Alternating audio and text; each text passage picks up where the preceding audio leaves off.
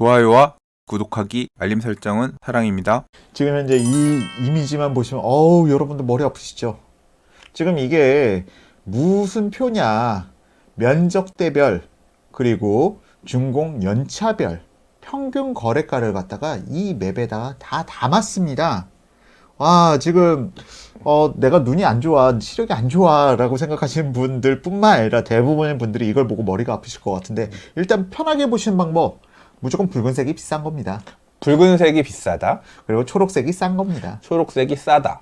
자, 그렇게 해서 중국 연차별 그리고 면적대별로 보시면 되는데요. 여기서 20평대, 뭐 30평대, 40평대, 50평대 이상 그렇게 해서 분류를 해놨는데, 자세한 내용은 여기 우측 하단에 회색으로 해서 면적 분류 기준을 갖다가 적어놨습니다. 전용 면적 기준으로 해서 분류가 되어 있는 거고요. 그리고 중국 연차는 각각의 중국 연차들, 70년대 아파트들, 80년대 아파트들, 90년대 아파트들 이렇게 해서 쭉 분류해 놨습니다. 여기서 보실 때 여러분들께서 주의하셔야 될 부분은, 그러면 2000년대 중공된 아파트가 90년대 중공된 아파트보다는 무조건 더 좋은 거다. 아니면 90년대 준공된 아파트가 80년대 준공된 아파트보다 무조건 좋은 거다. 그건 아닙니다. 사실상 강남과 같은 경우, 도심지와 같은 경우는 80년대 준공된 아파트들을 기준으로 해서 지하철 노선도가 다 기획되어 있었어요. 그러니까 80년대 준공된 아파트들이 오히려 입지가 훨씬 더 우수한 경우가 많습니다. 그리고 90년대에 준공된 아파트들의 특징은 그 중심지 외곽 지역으로 해서 지어졌기 때문에 90년대 준공된 아파트들의 입지가 평균적으로 말씀드린 겁니다. 80년대 준공된 아파트들보다 입지가 우수하지 못합니다. 그리고 2000년대 준공된 아파트가 특히 그렇고요. 그런데 2010년대 준공된 아파트들은 이 시점부터는 재건축 대상 아파트들이 상당히 많아요. 그러다 보니까 2010년대 이후 준공된 아파트들은 입지가 오히려 우위를 갖다가 또 차지하기 시작합니다. 입지가 좋은 곳 위주로, 사업성이 좋은 곳 위주로 재건축, 재개발이 이루어졌기 때문이죠. 그런 경향이 있다. 네, 그런 경향이 있다. 절대적이지 않고. 절대적이지는 않습니다. 대략적으로 여러분들이 보실 때 참고 삼아서 보시면 될 것 같고요.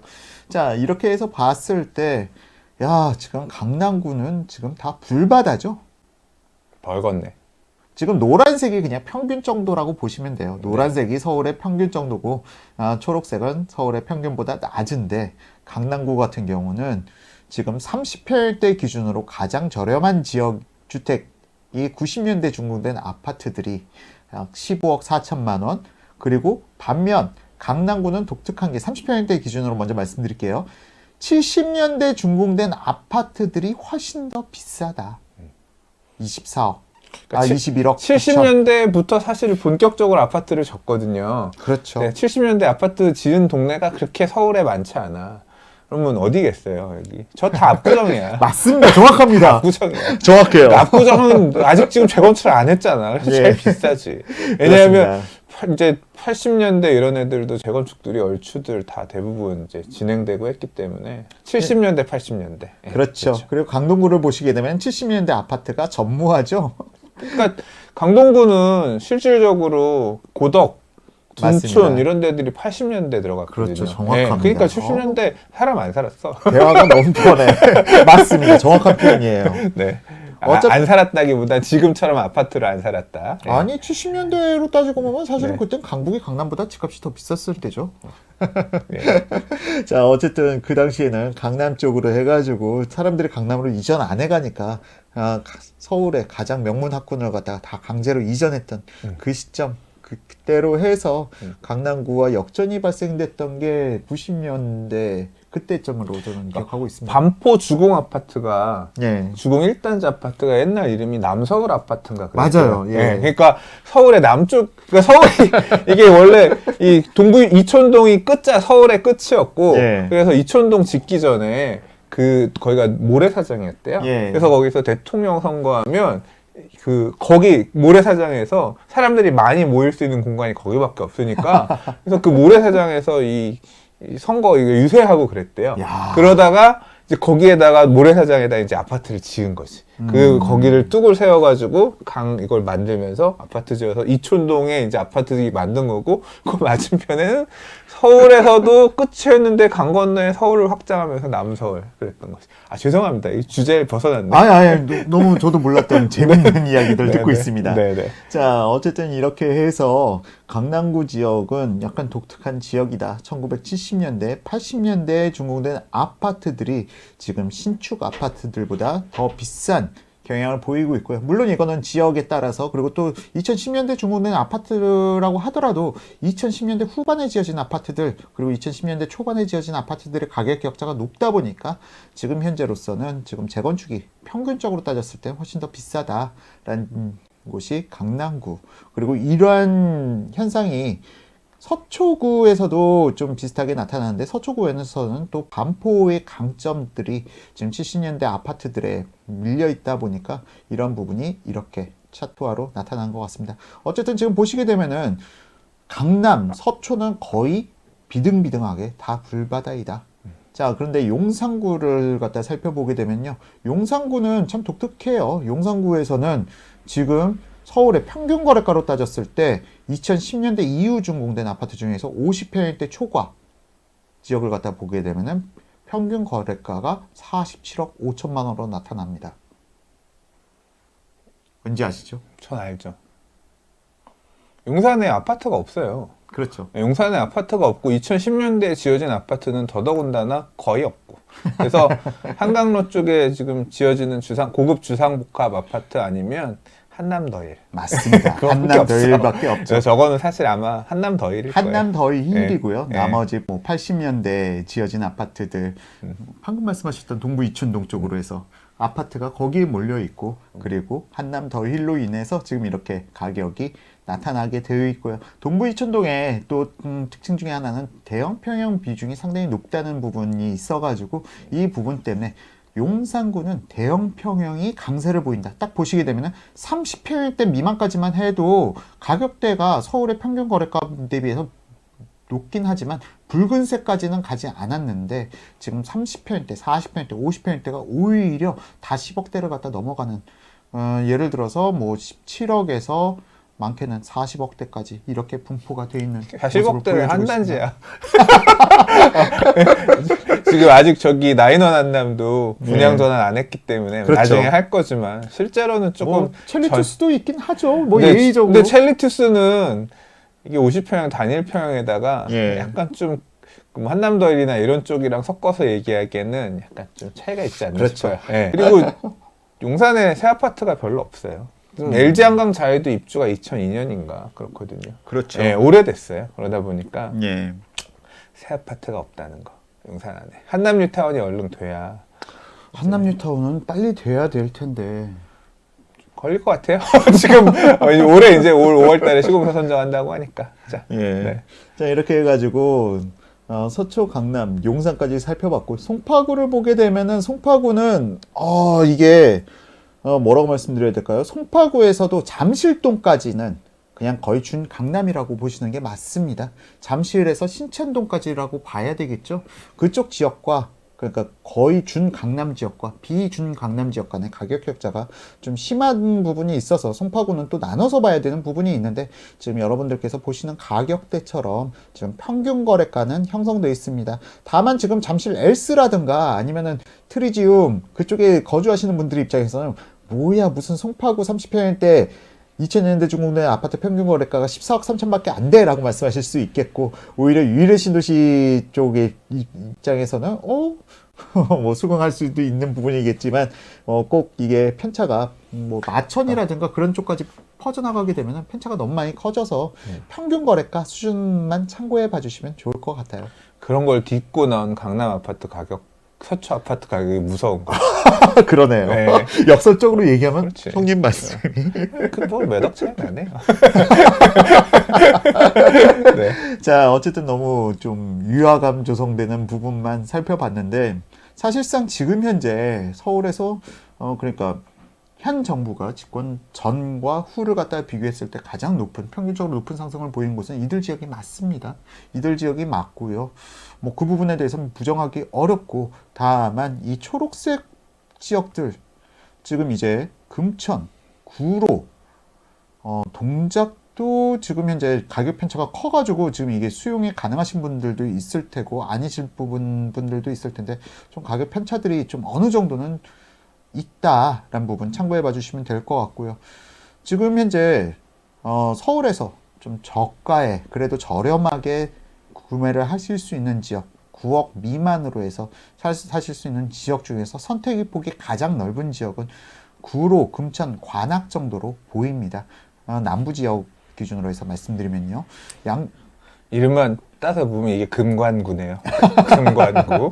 금관구. 네. 이들 지역이 지금 현재 전세가율이 상대적으로 높은 지역들이 많이 있어요. 전세가율이 높다는 게 사실은 썩 투자 가치가 높지 못하기 때문에 전세가율이 높다는 걸 의미하지만 이 전세가가 만에 하나 상승을 갖다 일으키게 된다면 전세가가 매매가를 갖다 밀어 올릴 수 있는 상황도 있고요. 더불어서 말씀드렸다시피 아까 우리 전 주제에서 이야기 나눈 월세 급격한 가속화 이 부분이 월세를 굳이 놓지 않고 전세가 가능한 지역의 전세 수요를 갖다 잡아먹을 것이다.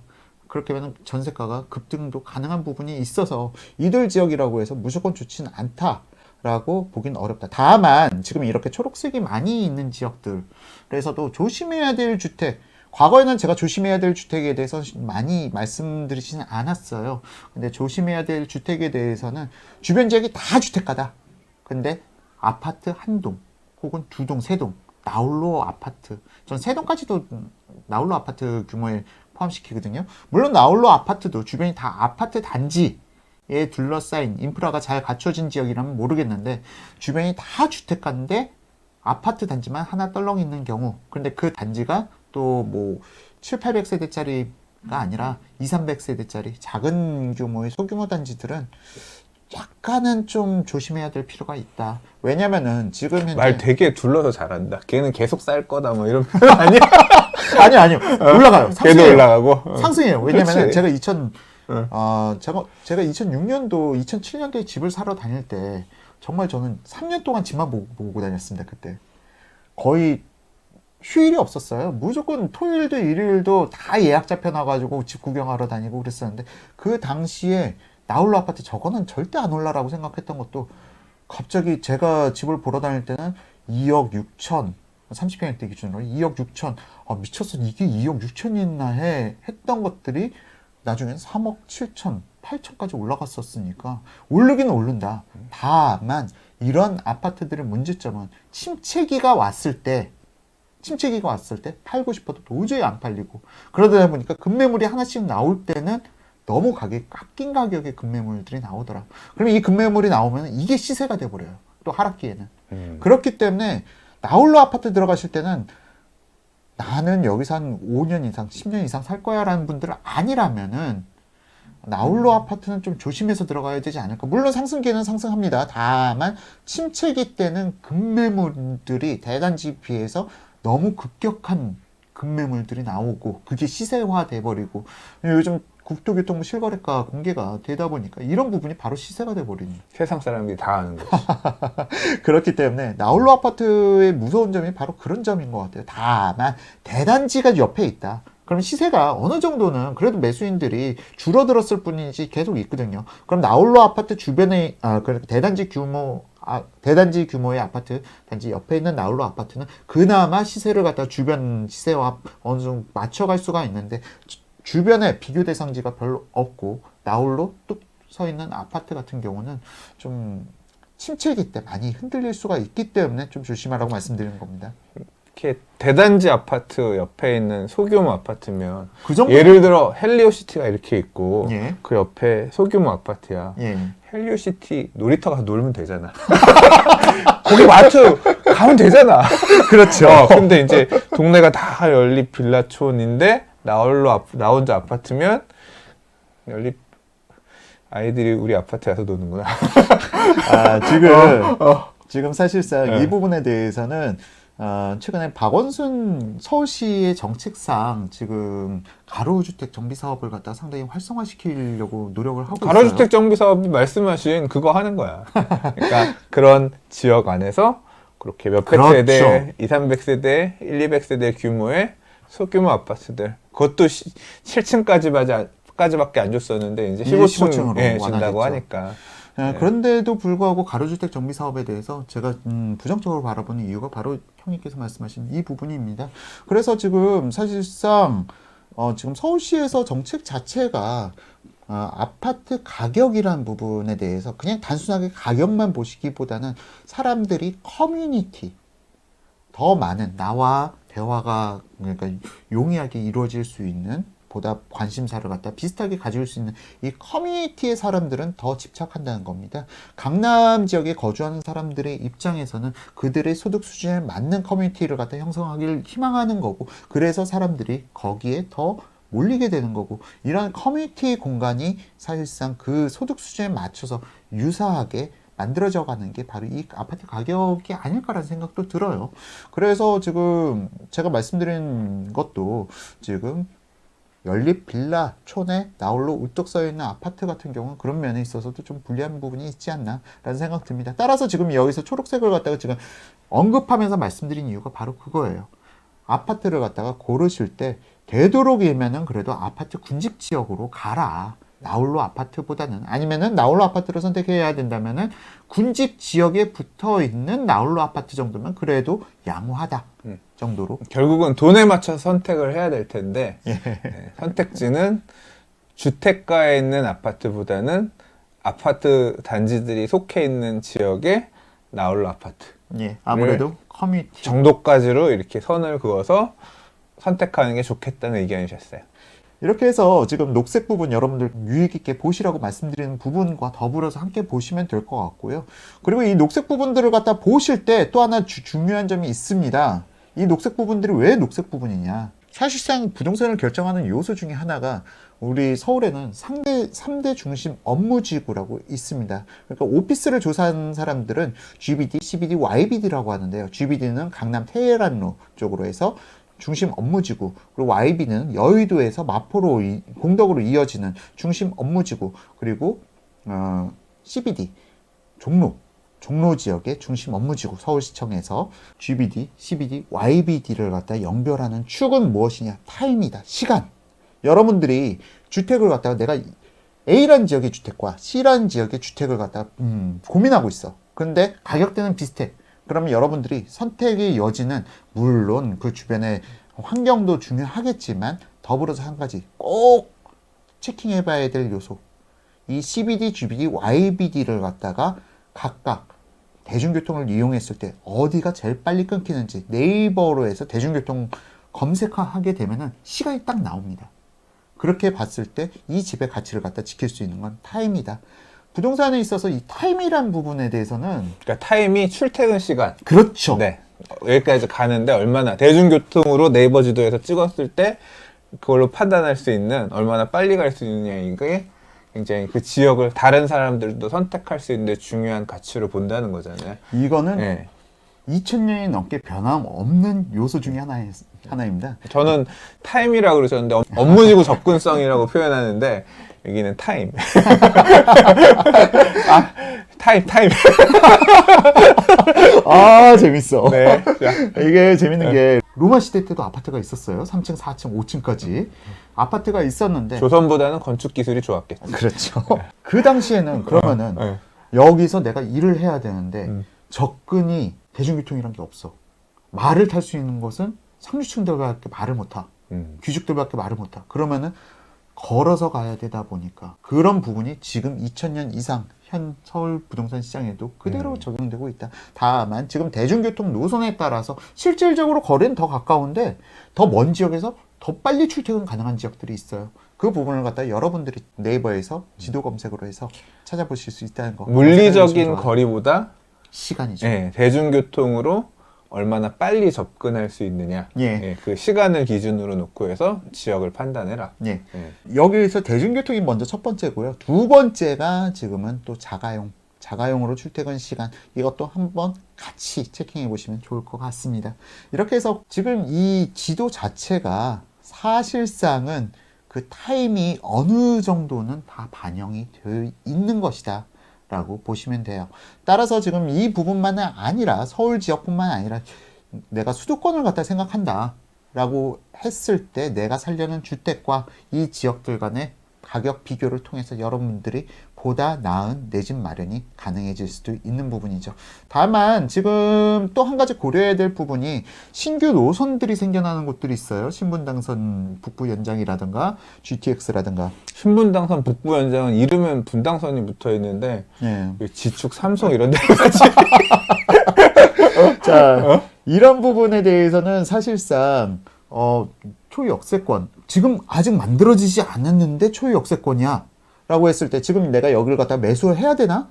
라는 부분에 대해서 지금 여러분들이 매수하는 가격대에서 다른 비슷한 시간대에 접근 가능한 지역들과 가격을 비교해 보면은 여기가 거품이다. 아니면은 여기가 지금 알짜다. 아직 저평가다. 이 부분을 판단하는데도 이 도표가 어느 정도 여러분들께 도움은 되지 않을까라는 생각을 하면서 이 도표를 갖다가 공유해 드리고요. 이 표를 보면 그냥 가격 수준들 이런 것들이 어느 정도 머릿속에 들어올 수 있을 것 같아요. 근데 실제로 발로 뛰면서 가서 봐야지 이게 또 체감하지. 그렇죠. 네. 지금 여기서 와 지금 중구의 80년대 아파트 4억 4천밖에 안 해. 해서 딱 가보면은 나홀로 아파트에 다 무너져가고 아니면 주변에 다 주택 지은 그러한 아파트일 수도 있고요. 그렇죠. 예, 중구에서 뭐 아파트 군집 지역이 있긴 있습니다만 그렇게 많지가 않다 보니까 중구에서도 가격 편차가 상당히 심하게 나타납니다. 자, 이게 다 가격에는 다 이유가 있습니다. 이유가 있고 여러분들께서 결국은 지금 말씀하신 대로 부동산은 발로 뛰는 게 맞습니다. 결론은. 자, 그러면 이제 이 표를 통해서 결국 지금 2020년 1월 기준으로 해서 어떤 연대별 그리고 이제 면적별로 해서 이제 아파트를 나눠놓은 부분들을 정리를 한 거잖아요. 그렇죠. 네, 이걸 통해서 나에게 맞는 집은 없을까? 지금 이제 12, 16 대책이 작년 12월에 나왔으니까 아까 말씀하신 기준을 놓고 보면 보통 한 대책 나오고 2개월 정도 지나고 나서 대접받으면서 다니라고 그랬어요. 근데 또 한편 무슨 말씀을 덧붙이셨냐면 대책이 효과가 조금 빨리 끝날 수도 있다. 생각보다. 그러면 한 2개월에서 3개월이 아니라 1.5개월에서 2개월? 두 달? 그런데 지금 약간 변수가 있는 게 강동구 구덕지구로 해서 상반기 동안 입주 물량 또 올해 2분기까지는 서울 안에 입주 물량이 많잖아요. 네, 전체적으로. 그렇죠. 네. 그래서 그 변수 덕분에 약간의 변수는 있는데 이 부분까지 종합적으로 고려해 보면은 올해 급등이 만에 하나 나타난다면 4, 4분기 이유가 되지 않을까? 4, 4분기 시점에서는 급등이 나올 여지가 있고 그 사이에 만에 하나 지금 시장이 만약 너무 짧게 지나간다라고 하면은 입주 물량도 시장 심리가 뒤집어 버리는 그러니까 입주 물량도 시장에 어땠거나 하방, 그러니까 가격을 낮추는데 영향을 끼치고 끼치는데 사실상 때문에, 제가 유일신 듯이 첫 입주할 때 분명히 가격 조정이 있다 라고 제가 예전에 예측을 했던 바가 있어요. 유일신 듯이 첫 입주할 때 완전히 어긋나 버렸죠. 입주를 하고 있는데 전세가는 너무 낮은데 입주를 단지들이 할 때마다 점점 가격이 더 폭등해가는 그런 시즌도 있었거든요. 그러니까 심리라는 부분이 더 큰 작용을 하는 시기도 있는 것 같습니다. 그런 면에서 봤을 때 지금 고덕지구의 입주 물량이 시장에 분명 부정적인 영향을 미치지만 지금 이 심리 자체가 어떻게 흘러가느냐도 한번 이번엔 관전 포인트인 것 같아요. 그러니까 뭐라고 얘기하셨다고 저는 요약이 되냐면요. 잘 모르겠대요. 잘 모르겠으니까 알았어요. 예측 잘 못하겠대요. 이럴 수도 있고 저럴 수도 있을 것 같습니다. 그런데 거기에 하나의 선은 있죠. 4, 4분기. 4, 4분기. 근데 그런 거는 차지하고 4, 4분기에는 급등이 나타날 가능성이 있는데, 그렇죠. 그거는 힘을 줘서 얘기한 부분인데, 그러니까 뭐 아까 제가 이 질문을 지금 던진 부분의 핵심은 그거거든요. 아까 일부, 그러니까 전 부분에서 얘기했던 내용까지 종합하면 풍선 효과, 그렇죠. 유동성 장세 등등이 이유가 돼서 이런 풍선 효과가 비규제 지역 또는 덜 오른 지역으로 수도권 포함해서 확대될 가능성이 있고, 서울 안에서는 지금 보는 이 표 안에 있는 풀지대 연두색으로 녹색으로 표시되어 있는 이 지역들이 덜 올랐다는 지역이니까 그렇죠. 이런 지역들이 조금 올라갈 가능성이 있고, 그럼 이 지역을 언제 볼 거냐? 2, 3개월 후에 볼 거냐 아니면 지금 말씀하셨던 것처럼 입주 물량이 상반기까지 많이 몰려있는 점 때문에 더 못 오르고 지지부진한 게 이어지면 선택할 수 있는 시간은 조금 더 주어질 여유가 있다는 거예요. 있지만 뭐 심리란 부분을 정확하게 그러니까 예측하는 그런 흐름들, 움직임들 봐가면서 2, 3개월 정도 계속 모니터링 할 필요는 있을 것 같습니다. 봐가면서 이제 이 모니터링이란 게 그런 거예요.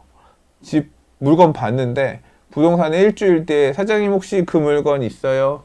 나갔는데요. 그러면 뭔가 움직임이 있는 거야. 그렇죠. 그러니까 물건이 안 팔리고 있는지 없는지 이런 부분들, 물건 드렸어요. 뭐 또는 이제 그게 한 부동산에서만 얘기한다기보다는 지역별로 좀 관심 있는 지역들 여러 군데에서 실제 어떻게 동향이 움직이고 있는지를. 지금 너무 좋은 말씀 해주셨는데요. 그게 정답입니다. 지금 이걸 다 단지 지금 한 개 단지만 얘기를 하셨는데 내가 관심 있는 지역 최소한 4-5개 지역들을 갖다가 동시에 그렇게 해서 지금 대표님 형님께서 말씀하신 것처럼 해 보면은 여러분들께서 보다 그 부동산 시장의 흐름을 체감해 보실 수 있지 않을까라는 생각이 드네요. 그러니까 이게 움직이면 되게 기가 막혀. 다 나갔대. 그런 경우들이 있어요. 저는 해보면 이게 여기만 움직인 게 아니라 그러면 도는구나. 느껴질 때가 있긴 해. 그 타이밍이 바로 시장을 갖다 직접 발로 뛰는 사람이. 근데 사실 요새는 진짜 이 호흡이 빨라지고 그런 움직임도 커뮤니티 등의 얘기들이 잘 돌아. 관심만 가지면 그런 어떤 시장 흐름을 캐치하는 데에는 과거보다 확실히 좀 좋은 시절이 된 것 같긴 합니다. 그런 의미에서 참 부동산 스터디 카페가 정말 대단한 카페인 것 같아요. 부동산 스터디 카페는 온갖 잡다한 게 다 있는 곳이고 이제 좀 하시다 보면 이제 다른 채널들 요새 되게 많잖아요. 그렇죠. 뭐 카톡방도 있고 또는 뭐 밴드도 있고 그리고 그러니까 아무튼 여러 채널들 교차해가지고 뭐 밀도 있게 보시는 분들이 있으니까. 자, 그러면 이렇게 해서 이 표현은 요약하도록 하고요. 자, 오늘 앞포유님, 이종원 대표님, 형님. 나 이 얘기하면 참 기분 안 좋아요. 지금 화면 보면서도 사람들이 아포유가 영훈이 형님보다 더 동생이야? 그 얘기 나올까봐 나 나이 차이 얼마 안 나요. 오늘 2020년 새해를 맞아서 뭐 2020년 부동산 시장에 대한 이야기 두루뭉실하게 솔직히 좀 얘기했던 것 같아. 그래도 이 정도면은 상당히 저는 디테일하게 디테일. 자, 이 콕콕이 조금 없어서 아쉬웠어. 말씀 재밌게 잘 나눠봤습니다. 하고 싶은 말, 못하신 말 있으세요? 하고 싶은 말이요? 솔직히 지금 시장 자체가 여러분들이 공포스러워 하시는 만큼 사실은 부동산을 갖다 바라보는 사람들 입장에서도 좀 우려스러운 것은 사실입니다. 지금 부동산 시장에 대해서 너무 급등하는 부분에 대해서 우려하는 부분은 누구나 다 체감하기에는 비슷하다. 다만 이게 지금 거품이냐 아니냐, 이게 그럼 거품이 꺼질 것이냐, 언제까지 갈 것이냐라는 부분에 있어서는 지금 앞서 말씀드린 것처럼 지금이 딱 2006년의 부동산 시장과 흡사하다. 지금도 투자자들이 부동산을 매수한다? 아닌 게 이미 통계상으로 나타났죠. 2018년부터 이미 다주택자 수는 감소하고 1주택자 수가 급격하게 증가한다는 것은 이미 통계청의 발표 결과에서도 나타났고요. 이러한 장세가 2019년도 마찬가지로 나타났을 거라고 저는 보고 있어요.